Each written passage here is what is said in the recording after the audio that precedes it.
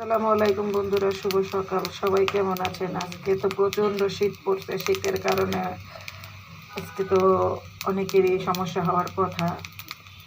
মনে হয় যে খুব একটা ভালো নাই আপনারা, তাই প্রচণ্ড শীতের কারণে।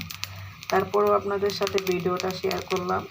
তো রাত্রে ভাত রান্না করছিলাম, তো কিছুটা খাওয়া হয়েছে, কিছুটা রয়ে গেছিলো। সেটা এখন এই যে তেলে ভাজা নিতেছি, এই যে তেলের উপরে ভাজতেছি। ভাইজা গরম করে খাবো, কারণ আজকে ঠান্ডা ভাত খাওয়া কোনো প্রকারেই সম্ভব না। প্রচুর ঠান্ডা পড়ছে, যেমন ঠান্ডা তেমনি বাতাস। তো আজকে কোনোভাবেই ঠান্ডা ভাত খাওয়া সম্ভব না। তো আজকে এই যে ভাতটা একদম তেলে ভাজা ভাজা করে নিছি, একদম মচমচা করে।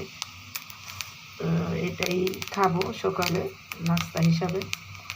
আর বেশি কিছু করবো না, গরম গরম খাইলে শরীরটাও ভালো লাগবে, শরীরটাও গরম হবে। তো এই জন্যই আপনাদের সাথে ভিডিওটা শেয়ার করলাম বন্ধুরা। তো আশা করি সবাই ভালো থাকবেন, যার যার শরীরের প্রতি খেয়াল রাখবেন, কারণ আজকে প্রচণ্ড শীত পড়ছে। শীতের ভিতরে সবাই একটু সতর্কভাবে চলাফেরা করার চেষ্টা করবেন। তো বন্ধুরা ভালো থাকবেন, আল্লাহ হাফেজ।